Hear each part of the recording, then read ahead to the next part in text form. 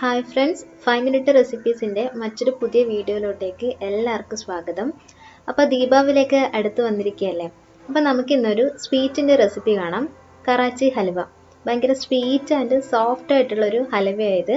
സാധാരണ റെസിപ്പിയിൽ നിന്ന് വ്യത്യസ്തമായിട്ട് നമ്മൾ കോൺഫ്ലോർ വെച്ചിട്ടാണ് ഇത് ചെയ്യുന്നത്. ഭയങ്കര സോഫ്റ്റ് ആയിട്ടുള്ളതാണ്. പിന്നെ അധികം എണ്ണമയമൊന്നുമില്ല. നമുക്ക് പെട്ടെന്ന് തന്നെ ഒരു 20 മിനിറ്റ് കൊണ്ട് ഇത് തയ്യാറാക്കിയെടുക്കാൻ പറ്റും. അപ്പോൾ ഇതെങ്ങനെയാണ് ഉണ്ടാക്കുന്നത് നോക്കാം. അപ്പോൾ ഇതിനായിട്ട് ഞാനിവിടെ ഒരു മെഷറിംഗ് കപ്പ് എടുത്തിട്ടുണ്ട്. അപ്പോൾ ഈ കപ്പിലാണ് ഞാൻ എല്ലാ ഇൻഗ്രീഡിയൻസും അളന്നെടുക്കുന്നത്. അപ്പം എല്ലാ ഇൻഗ്രീഡിയൻസും അളന്നിട്ട് ഇവിടെ മാറ്റി വെച്ചിട്ടുണ്ട്.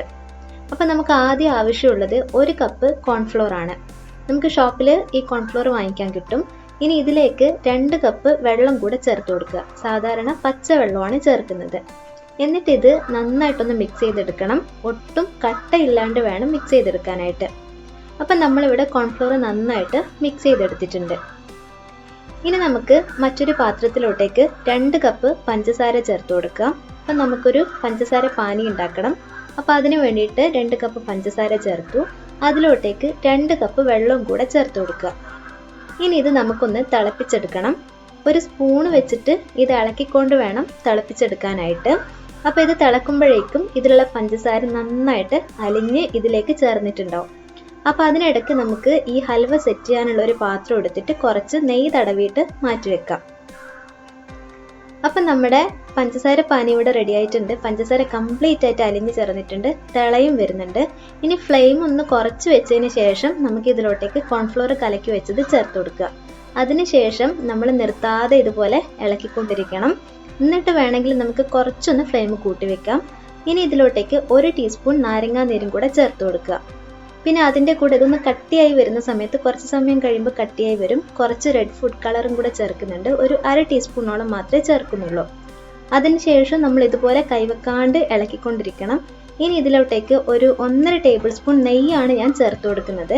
അതിൻ്റെ കൂടെ ഒരു 1/4 ടീസ്പൂണോളം ഏലക്ക പൊടിയും കൂടെ ചേർക്കുന്നുണ്ട്.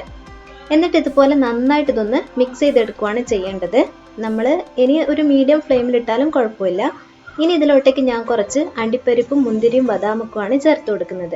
ഇതൊക്കെ ചേർത്തതിന് ശേഷം ഒന്നും കൂടെ നന്നായിട്ടൊന്ന് മിക്സ് ചെയ്തെടുക്കുക. കുറച്ച് സമയം കൂടെ കഴിയുമ്പം നമുക്ക് ബാക്കിയുള്ള 1.5 ടേബിൾ സ്പൂൺ നെയ്യും കൂടെ ഇതിലോട്ടേക്ക് ചേർത്ത് കൊടുക്കാം. അങ്ങനെ ഞാൻ മൊത്തമായിട്ട് ഒരു 3 ടേബിൾ സ്പൂൺ നെയ്യാണ് എടുത്തിട്ടുള്ളത്. എന്നിട്ട് ഇതെല്ലാം കൂടെ നന്നായിട്ടൊന്ന് മിക്സ് ചെയ്തിട്ട് യോജിപ്പിച്ചു കൊടുക്കാവുന്നതാണ്. അപ്പം നമ്മുടെ ഹൽവ ഇവിടെ ഏകദേശം റെഡി ആയിട്ട് വരുന്നുണ്ട്. ഇത് നന്നായിട്ട് കട്ടിയായി വന്നിട്ടുണ്ട്. അപ്പം നമ്മുടെ പാത്രത്തിൽ നിന്ന് വിട്ട് വരുന്നത് പോലെ മനസ്സിലാവും. അപ്പോഴാണ് നമ്മൾ അതിൻ്റെ ഫ്ലെയിം ഓഫ് ചെയ്യേണ്ടത്. അപ്പോൾ ഇത് ഏകദേശം റെഡി ആയിട്ട് വരുന്നുണ്ട്. ഇതിപ്പോൾ ചെറിയ പാത്രം ആയതുകൊണ്ടാണ് അങ്ങനെ മനസ്സിലാവാത്തത്. കുറച്ചും കൂടെ വലിയ പാത്രമാണെങ്കിൽ കറക്റ്റ് ഇതുപോലെ വിട്ട് വരുന്നത് മനസ്സിലാവും. അപ്പം നമ്മുടെ ഹൽവ ഇവിടെ റെഡി ആയിട്ടുണ്ട്. ഒരു 20 മിനിറ്റുള്ള കുക്കിങ്ങിന് ശേഷമാണ് ഇതിവിടെ റെഡി ആയിട്ടുള്ളത്. ഇനി ഇത് നമുക്ക് നേരത്തെ നമ്മൾ നെയ്യ് തടവി വെച്ച പാത്രം ഉണ്ടല്ലോ അതിലോട്ടേക്ക് ഒഴിച്ചു കൊടുക്കാം. അപ്പോൾ ഇത് മൊത്തമായിട്ട് നമ്മൾ ഇതിലോട്ടേക്ക് ഒഴിച്ചിട്ടുണ്ട്. ഇനി ഇത് നമുക്ക് തണുക്കാൻ വേണ്ടിയിട്ട് അനുവദിക്കാം. ഒരു 45-50 മിനിറ്റ് ഓളം ഇത് തണുത്ത് കഴിഞ്ഞാൽ തന്നെ റെഡി ആവുന്നതാണ്. അപ്പോൾ അത് കഴിയുമ്പോൾ ഇതിൻ്റെ അരികിൽ നിന്നൊക്കെ ഇങ്ങനെ വിട്ട് വരുന്നതായിട്ട് നമുക്ക് കാണാൻ പറ്റും. അപ്പം ഞാനൊരു പാത്രം എടുത്തിട്ടുണ്ട്, ഒരു പ്ലേറ്റ് എടുത്തിട്ടുണ്ട്. അതിൽ കുറച്ച് ഓയിലും കൂടെ തടവി കൊടുക്കുന്നുണ്ട്. ഇതിലാണ് ഞാനിനി തണുത്തിട്ടുള്ള ഹലുവ മാറ്റാൻ വേണ്ടി പോകുന്നത്. അപ്പം നമ്മുടെ ഹലുവ ഇപ്പം പ്ലേറ്റിലോട്ടേക്ക് മാറ്റിയിട്ടുണ്ട്. കണ്ടില്ലേ, കറക്റ്റ് റെഡിയായി വന്നിട്ടുണ്ട്. ഇനി ഇത് നമുക്കൊരു കത്തി വെച്ചിട്ട് കട്ട് ചെയ്തെടുക്കാം.